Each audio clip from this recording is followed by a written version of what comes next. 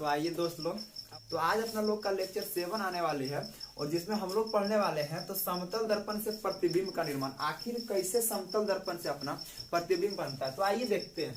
तो देखिए बोला गया इसमें कि समतल दर्पण द्वारा प्रतिबिंब का निर्माण। तो देखिए सबसे पहले हम क्या किए हैं कि एक समतल दर्पण ले लिया जिसका नाम क्या लिए हैं ओ एम और इधर पे एम डैश। देखिए समतल दर्पण लिए, ये कौन सा दर्पण है तो ये है समतल दर्पण, जिसका कि नीचे वाला भाग कलई किया हुआ है और ऊपर वाला भाग क्या है तो परावर्तक सत्ता है। तो चलिए देखते हैं, एक समतल दर्पण अपना लोग क्या किए हैं ले लिए हैं और इस पे हम देखिए एक कोई बिंदु लिए हैं, ये कोई ओ एक बिंदु है,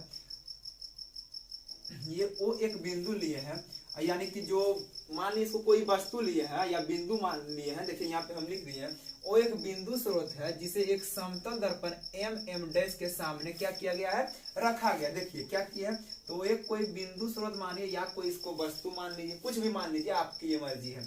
ये वो है कोई जो बिंदु स्रोत है और जिसे क्या किया गया है तो एक समतल दर्पण के दर्पण नाम किसका है, समतल दर्पण का नाम क्या है तो एम और एम डैश के सामने रखा गया है। देखिए इस समतल दर्पण के सामने कोई बिंदु स्रोत ओ को क्या किए हैं तो रखे हैं। उसके बाद बोल रहा है तो सुनिएगा ध्यान से कि ओ एम दर्पण पर अभिलंब रूप से आपतित हो रही है और ओ से एक किरण आ रही है किस पे दर्पण पे, कहां पे तो बिंदु एम के पास। चलिए इस बिंदु को घसका के यहाँ से यहाँ कर दिए, इसका नाम क्या हो गया एम। बोला ओ एम दर्पण पर अभिलंब रूप से आपतित हो रही है और जो परावर्तन के बाद उसी पथ पे क्या हो रही है तो वापस लौट रही है। देखिएगा ध्यान से, यहाँ से कोई किरण एक हम अभिलंब रूप में यानी कि लंबवत कैसा डाल रहे हैं, लंबवत डाल रहे हैं, लंबवत।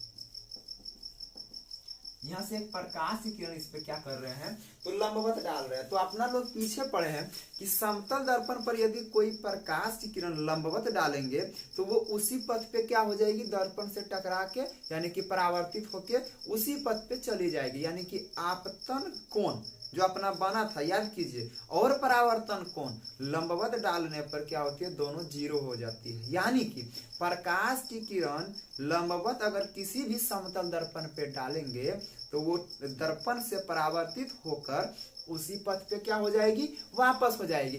यानी कि आपतन कोण बराबर परावर्तन कोण बराबर कितना डिग्री हुआ था अपना तो 0 डिग्री हुआ था ना। हाँ तो वो लंबवत और दर्पण के साथ वो वाली कितना कोण बनाती है तो 90 डिग्री बनाती है। ध्यान से समझिएगा, देखिए यहाँ पे तो बोल रहा है कि ओ एम दर्पण पर अभिलंब रूप से आपतित हो रही है, यानी कि ओ एम जो प्रकाश की किरण है यहाँ से आ रही है अभिलंब रूप में यानी कि 90 डिग्री का कोण बनाते हुए आ रही है। तो 90 डिग्री अभिलंब 90 डिग्री का कोण किसके साथ बना रही है, दर्पण के साथ बना रही है आने वाली आपतित किरण। और अगर ये दर्पण से लंबवत टकराएगी तो जिस पथ से आएगी उसी पथ से क्या हो जाएगी वापस चल जाएगी। यहाँ पे देखिए इस पथ से आई है तो इसी पथ से क्या हो जाएगी वापस चल जाएगी। यानी कि देखिए यहाँ पे ये आपतन कोण और परावर्तन कोण इसमें क्या हो जाएगी 0 डिग्री हो जाएगी। आपको हम बताए थे कि कोई किरण यहाँ से आ रही इधर जा रही, इसको थोड़ा और घसकाइए, घसकाते घसकाते एक समय ऐसा आएगा जिस पथ से आएगी उसी पथ से क्या हो जाएगी तो चली जाएगी। यानी कि ये वाला जो आपका एंगल है कौन है ये इधर जो है ये क्या हो जाएगा आपका घटती चली जाएगी और घटते घटते क्या हो जाएगी तो एक समझ ऐसा आएगा कि आई बराबर आर बराबर दोनों किसके बराबर हो जाएगा तो 0 डिग्री के बराबर हो जाएगा। यानी कि आपतन कोण बराबर परावर्तन कोण ये तो हमेशा होती है और दोनों किसके बराबर हो जाएगी तो 0 डिग्री के बराबर हो जाएगी। कब, जब किसी समतल दर्पण पे प्रकाश की किरण लंबवत डाली जाती है, लेकिन वो लंबवत किरण दर्पण के साथ कितना डिग्री का कोण बनाएगी तो दर्पण के साथ 90 डिग्री, यानी कि लंबवत है तो अपना 90 डिग्री का कोण बनाएगी। ये अपना लोग देख चुके हैं। तो आइए अब यहाँ देखते हैं तो बोला गया कि ओ एम दर्पण पर अभिलंब रूप से क्या हो रही है आपतित हो रही है, ओ एम दिख रहा है और जो परावर्तन के बाद उसी पथ पे क्या हो रही है वापस लौट रही है। देखिए इधर से आई आपतित किरण और परावर्तित किरण परावर्तित होकर कहाँ चल गई, जिस पथ से आई उसी पथ से अपना वापस चल गई है। अब देखिए आगे क्या बोलता है, तो ओ एक किरण दर्पण से परावर्तित होकर ए बी दिशा में चलती है। अब कोई एक किरण कहाँ पे डाले, बिंदु ए पे डाले हैं, और ये क्या हुई, जब यहाँ से टकराई तो ये बिंदु ए बी बन के क्या हो गई, उधर दिशा में चली गई। यानी कि ये हो गया आपका आपतित किरण, इधर आइए, तो ये हो गया आपतित किरण, और ये जब दर्पण से टकरा के तो यानी कि परावर्तित होके बी की ओर चली गई है, तो ये हो गया आपका परावर्तित किरण। बोलिए यहाँ तक कोई दिक्कत नहीं होना चाहिए। अब देखिए, हाँ फिर से देख लीजिए, ओ एक किरण दर्पण से परावर्तित होकर, ओ ए किरण दर्पण से परावर्तित होकर ए बी दिशा में क्या हो गई है, तो चली गई है। आप लोगों को पता होना चाहिए कि दर्पण से यानी कि कोई भी प्रतिबिंब बनाने के लिए हमें कम से कम 2 किरणों की आवश्यकता होती है। तो देखिए यहाँ पे हम एक इधर डाले थे और एक क्या कर रहे हैं, इधर डाल रहे हैं, कहीं भी कोई दिक्कत नहीं, आप कहीं भी डालिए इधर। हाँ तो लेकिन कैसे हुआ, तो आने वाली ओ एक किरण, आने वाली यानी कि आपतित किरण दर्पण से परावर्तित होकर बी दिशा में यानी कि उधर चली गई है। अगला पॉइंट आइए, हमारी आंखों, अब चलिए क्या कीजिए, तो देखिए अब हमको प्रतिबिंब निर्माण के लिए यानी कि हमें प्रतिबिंब निर्माण के लिए 2 किरणों मतलब आपस में मिलना जरूरी रहता है। हम बोले थे कि प्रतिबिंब किसे कहेंगे, जब 2 किरणें आपस में कहीं पे कटे, या तो कटते हुए यानी कि या तो मिले या तो मिलती हुई प्रतीत हुए, तो भी वो क्या कहलाती है, जहां पे मिलती है, चाहे जहां से मिलती हुई प्रतीत होती है, वो बिंदु, उस बिंदु स्रोत का जहां से प्रकाश आ रही है उसका प्रतिबिंब अपना लोग कहते हैं। ध्यान दीजिएगा, तो यहाँ पे अपना प्रतिबिंब बनाने के लिए हम 2 किरण तो डाले ठीक, लेकिन एक को डाले तो ये 90 डिग्री यानी कि जिस पथ से आई उसी पथ से क्या हो गई, वापस चली गई, और दूसरा डाले तो परावर्तित होकर वो बी की दिशा में चली गई। तो हमारी ये किरण और ये वाली किरण यानी कि इधर वाला और इधर वाला दोनों तो मिलने से रही, ये दोनों तो कभी मिलेगी नहीं। कैसे मिलेगी, एक इधर चली गई है और एक इधर है, तो ये दोनों जब नहीं मिलेगी तो अपना क्या करना पड़ेगा, तो फिर वही वाली बात आ जाएगी। आप लोगों को प्रतिबिंब पढ़ाया है, पहला प्रतिबिंब क्या था, एक वास्तविक प्रतिबिंब थी। अगर प्रकाश की किरण सच में एक दूसरा के साथ मिलती है यानी कि सच में एकदम एक दूसरा के साथ कट जाती है, तो वो क्या कहलाती है अपना लोगों का, वो कहलाती है, ये वाला जो बिंदु हो गया ये कहलाती है वास्तविक प्रतिबिंब, वास्तविक प्रतिबिंब। लेकिन फिर हम जब बोले हैं कि सच में अगर नहीं कटे तो वही प्रतिबिंब क्या कहलाते, या तो नहीं मिले, सच में प्रकाश की किरण एक दूसरे के साथ नहीं मिले तो वो क्या कहलाती है, तो हम आभासी प्रतिबिंब, मतलब कि हमें उसको जबरदस्ती ले जाके मिलाना पड़ता है यानी कि कटाना ले जाके पड़ता है हम लोग को। देखिए यहाँ पे, तो यहाँ पे बोला गया, सुनिएगा एकदम आराम से, जब ये प्रकाश की किरण हम यहाँ से डाले और एक प्रकाश की किरण यहाँ से डाले, तो ये तो परावर्तित होकर इधर चल गई, ये परावर्तित होकर इधर चल गई, तो ये दोनों एक दूसरा के साथ कभी मिलेगी नहीं। तो चलिए हम यहाँ से कोई एक किरण खींच दिए हम इधर ओ अपने मर्जी से, और एक ऊपर से आने वाली किरण को खींच दिए यहाँ पे, तो यहाँ पे देखिए इसका इमेज बन गया, यानी कि प्रतिबिंब यहाँ पे इसका बन गया। मतलब कैसा प्रतिबिंब बना है, तो ये जो प्रतिबिंब बनेगा ये आभासी या फिर काल्पनिक होगी, ये वास्तविक नहीं हो। क्यों, अगर ये वास्तविक तभी कहलाती, ये वास्तविक तभी कहलाती जब ये दोनों प्रकाश किरण एक दूसरा के साथ सच में कट जाती, लेकिन ये सच या तो सच में मिल जाती है, लेकिन ये मिल नहीं रही है, तो हम जबरदस्ती इस दोनों को ले जाके मिला रहे हैं। तो ये कैसा प्रतिबिंब हो गया, यानी कि ये प्रतिबिंब हो गया काल्पनिक वाला, काल्पनिक प्रतिबिंब। बात आ रहा होगा समझ में। हाँ तो चलिए, ये रहा अपना समतल दर्पण, वो एक कोई बिंदु लिए थे जिससे यहाँ पे प्रकाश डाले थे, ओएम डाले थे, आपतित किरण और परावर्तित होकर इसी पे पथ पे चली गई थी। फिर ओएम डाले थे और फिर ओ ए आई थी, तो ओ ए परावर्तित होकर बी दिशा में चली गई। अब चलिए हमें देखना है, बोल रहा है कि हमारी आंखों को लगता है कि किरणें दर्पण से परावर्तित होकर, फिर से सुनिएगा, हमारी आंखों को, देखिए ध्यान सुनिएगा, अगर आप यहाँ से देखिएगा, इधर से देखिएगा, यहाँ पे आंख लगा के मस्त से एकदम देखिएगा, तो आपको लगेगा, यहाँ से अगर आप देखते हैं तो आपको लगेगा कि ये किरणें यहाँ से आ रही है, आपको ऐसे थोड़ा लगे कि ये किरणें यहाँ से आ रही है, आपको आभास होगा कि ये किरणें यहाँ से आ रही है। तो इसीलिए आपको यहाँ पे आभासी प्रतिबिंब बनता हुआ दिखाई देगा। बोल रहा है कि हमारी आंखों को लगता है किरणें दर्पण से परावर्तित होकर ये किरणें दर्पण के पीछे किसी बिंदु आई से आ रही है। वही हम यहाँ लिखे, जब आप यहाँ से देखिएगा तो लगेगा बिंदु कोई आई से आ रही है। देखिए इसका प्रतिबिंब कहाँ बन रहा है, आई पे बन रहा है। अगला देखिए, आई बिंदु स्रोत ओ का आभासी यहाँ होगा, आई बिंदु स्रोत ओ का आभासी प्रतिबिंब। आप ही बताइए इस ओ का जो यहाँ प्रतिबिंब बन रहा है ये वास्तविक बन रहा है कि काल्पनिक और आभासी, यानी कि काल्पनिक या फिर आभासी बन रहा है। तो आप देखिए ये सच में एक दूसरे के साथ नहीं मिली है, तो प्रतिबिंब कैसा बनेगा, आभासी बनेगा। अगला देखिए, MO और MI की दूरियां मापने पर हम पाते हैं कि दर्पण से वस्तु की दूरी MO बराबर, यानी कि दर्पण से प्रतिबिंब की दूरी MI होती है। ध्यान से समझिएगा, एकदम बड़ा ही मस्त तरीका से आपको समझा रहे हैं। देखिए कोई एक दर्पण है, ये एक दर्पण है, ठीक।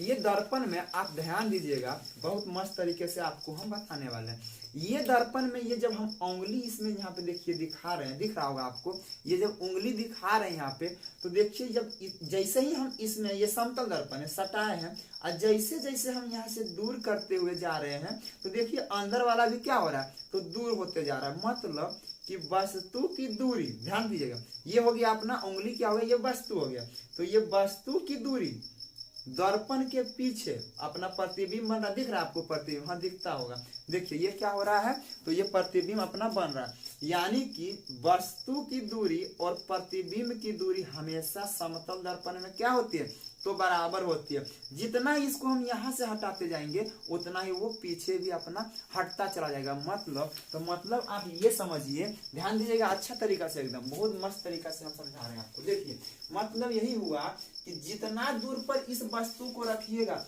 उतना ही दूरी पर इसका क्या होगी, तो प्रतिबिंब बनेगी।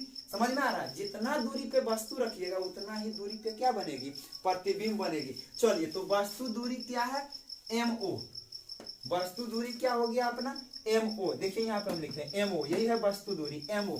अब बराबर प्रतिबिंब की दूरी MI, तो देखिए बराबर क्या, प्रतिबिंब की दूरी MI। वही यहाँ पे लिखा कि MO और MI की दूरियां, ये जो दूरियां हुई, ये जो दोनों जो दूरियां हुई, मापने पर दोनों को जब मापिएगा हम पाते हैं कि दर्पण से, ये जो दर्पण है, दर्पण से वस्तु की दूरी, इधर वाली दूरी MO, इधर वाली दूरी क्या है, MO। चलिए इसको ब्रैकेट में लिख देते हैं, वस्तु की दूरी MO बराबर होती है दर्पण से प्रतिबिंब की दूरी, यही ना प्रतिबिंब की दूरी MI होती है।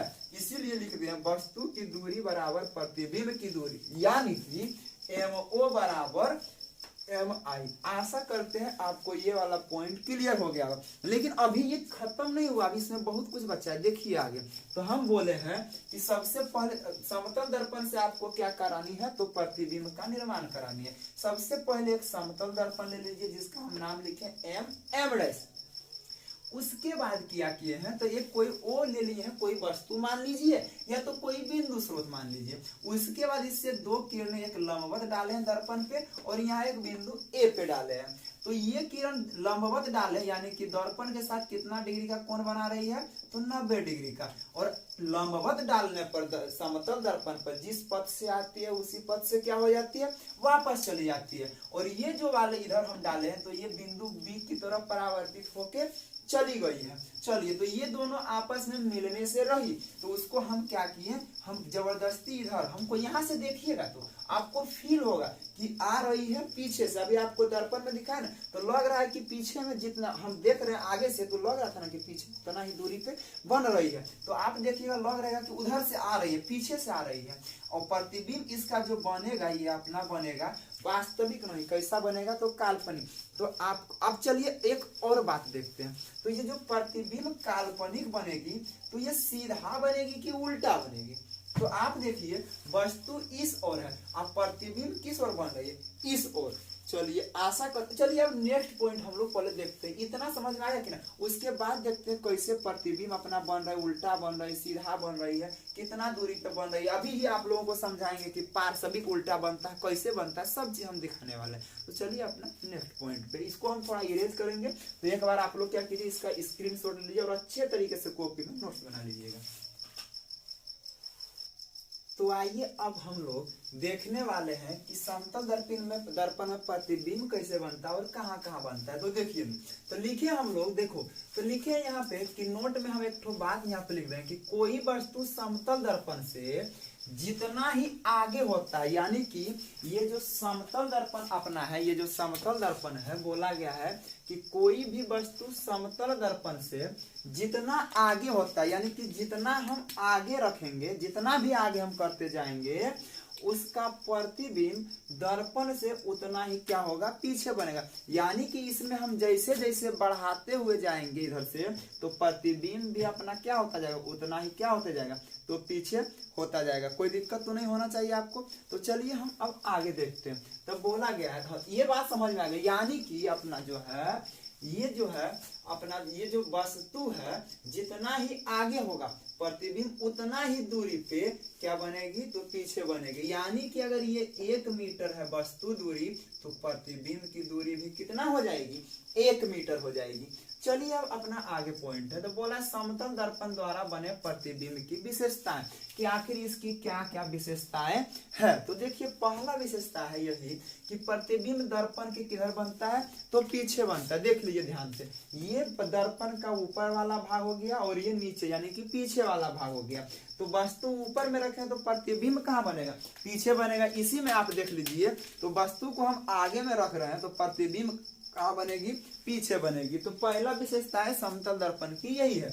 दूसरा विशेषता है क्या, तो प्रतिबिंब का आकार वस्तु के आकार के क्या होता है, बराबर होता है। यानी कि आप कभी आईने में शक्ल देखे होंगे, कभी क्या नहीं देखते ही हैं, तो जब शक्ल देखते हैं तो उसमें क्या होता है कि जितना ही बड़ा आप रहिएगा उतना ही बड़ा क्या होते हैं, तो दर्पण में भी दिखाई देती है। तो यानी कि वही बोले हैं कि प्रतिबिंब का आकार वस्तु के आकार के क्या होती है, तो बराबर होती है। जितना बड़ा वस्तु उतना बड़ा ही उसका प्रतिबिंब। किस में, तो समतल दर्पण में। ऐसा सभी दर्पण में नहीं होती है लोग।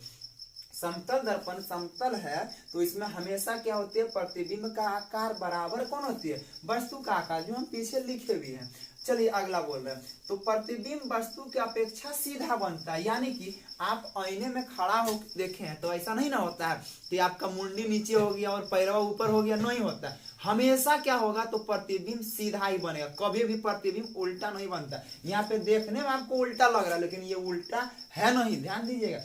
हमेशा प्रतिबिंब कैसा बनता है, समतल दर्पण में तो सीधा बनता है। चलिए जैसे कि आप बात करते हैं तो देखे होंगे कि कहीं जाते हैं आप सैलून वगैरह में, तो वहां पे जब आप खड़ा होते हैं और या तो अपना जो डेली यूज वाला जो आईना होता है वो समतल दर्पण ही है। ये जो अपना जो आईना है ये समतल दर्पण है। जब इसमें हम अपना फेस देखेंगे यानी कि, तो क्या दिखाई देगा, तो जिस ये ऐसे हम है तो इसी प्रकार से समतल दर्पण में सीधा ही दिखाई देंगे। ऐसा नहीं हो कि मेरा पैर ऊपर हो जाएगा और सर नीचे पहुंच जाएगी, ऐसा कभी नहीं होता है। तो ये समतल दर्पण की विशेषता है। क्या विशेषता है कि प्रतिबिंब वस्तु की अपेक्षा हमेशा कैसा होती है, सीधा होती है। लेकिन अगला ही पॉइंट बड़ा मजेदार पॉइंट है, बोल रहा है कि प्रतिबिंब पार्श्विक रूप से उल्टा होता है। आखिर ये पार्श्विक रूप क्या है, तो सुनिएगा ध्यान से। आप आईने में खड़ा होके ये वाला राइट वाला हाथ उठाइएगा, ये वाला जिसको बोलते हैं अपना लोग दायां हाथ, तो लगेगा कि बायां उठा रहे, मतलब खैकी उठाइएगा तो क्या लगेगा कि चटरी उठा रहे हैं। एकदम एकदम आपको फील होगा। आप अपन ये वाला कान पकड़िएगा तो लगेगा ये वाला कान पकड़ रहे हैं, यही कहलाता है पार्श्विक रूप से उल्टा। मतलब प्रतिबिंब तो है सीधा, लेकिन जब आप पकड़िएगा कनमाई चटरी से पकड़िएगा तो लगेगा खैकी से पकड़ रहे हैं, और खैकी से पकड़िएगा तो लगेगा क्या, चटरी से पकड़ रहे हैं। यही होता है अपना पार्श्विक उल्टा। अब बड़ा मजेदार तरीका से अपना लोग उसको देखते हैं आईना में, जो अपना जो समतल दर्पण होता है वही आईना होता है, उसमें देखते हैं।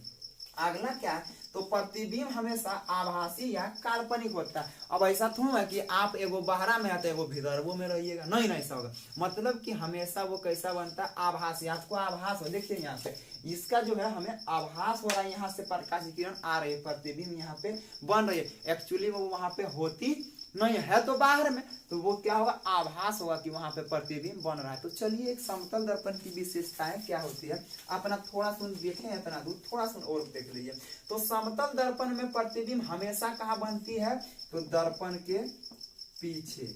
दूसरा, प्रतिबिंब का आकार बराबर वस्तु का आकार, यानी कि प्रतिबिंब का आकार हमेशा बराबर होती है किसके, तो वस्तु के आकार के, यानी कि प्रतिबिंब का आकार बराबर वस्तु का आकार। चलिए नेक्स्ट बोल रहा है कि प्रतिबिंब हमेशा कैसा बनती है, तो समतल दर्पण में प्रतिबिंब हमेशा सीधा बनती है, लेकिन पार्श्विक रूप से क्या बनती है, तो उल्टा बनती है। अगला, आभासी या काल्पनिक, तो यह मतलब या तो आभासी बोलिए या काल्पनिक बोलिए, लेकिन वास्तविक कभी नहीं। तो इसको काल्पनिक भी लिख सकते हैं या आभासी लिख सकते हैं, लेकिन वास्तविक आप कभी भी नहीं लिख सकते हैं। क्यों, क्योंकि ये दोनों प्रकाश की किरण एक दूसरे के साथ कभी भी वास्तविक में कटेगी नहीं, हमको ये हमेशा आभासी ही होगी। तो चलिए अब आपको पूछ देगा कि समतल दर्पण द्वारा बना प्रतिबिंब होता है, तो पहला लिखिएगा वास्तविक की काल्पनिक,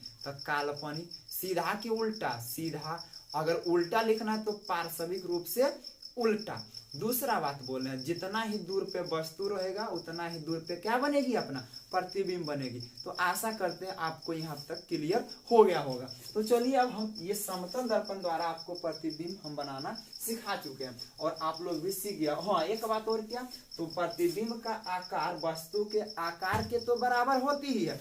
एक बात और जो इम्पोर्टेंट है क्या, तो हमेशा समतल दर्पण में जितना ही आगे उसका ये होता है वस्तु होता है, उतना ही दूरी पे अपना क्या बनती है, तो प्रतिबिंब बनती है। चलिए हाँ फिर से एक बार, तो समतल दर्पण द्वारा बना प्रतिबिंब कैसा होता है, तो हमेशा दर्पण के पीछे तो बनता है, हमेशा सीधा रहेगा और क्या काल्पनिक या आभासी, तो दोनों हूं, लेकिन वास्तविक कभी नहीं। समझ में आ रहा है। तो चलिए एक बार इसका स्क्रीनशॉट लीजिए और हम अब अगला पॉइंट गोलीय दर्पण पे चलने वाले हैं। समतल दर्पण अपना क्या हो गई, तो खत्म हो गई है। चलिए तो आइए अब हम लोग स्टार्ट करने वाले हैं गोलीय दर्पण के बारे में। तो देखिए गोलीय दर्पण कहते किसे हैं, तो चलिए एकदम बड़ा ही मस्त तरीका से इसको अपना लोग समझने वाले हैं। तो देखिए बोला है वैसा दर्पण जिसका परावर्तक सतह किसी खोखले गोले का भाग होता हो, गोलीय दर्पण कहलाता है। चलिए अब देखते हैं समझते हैं कि आखिर गोलीय दर्पण होता क्या। तो मान लीजिए ये कोई आपका खोखला गोला है, ठीक है, अच्छा गोला बना देते हैं अच्छे तरीके से।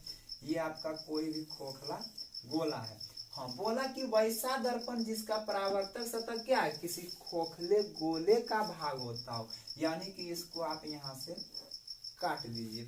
जब यहाँ से आप काटिएगा इसका नाम क्या हो गया, तो इसका नाम हो गया गोलीय दर्पण।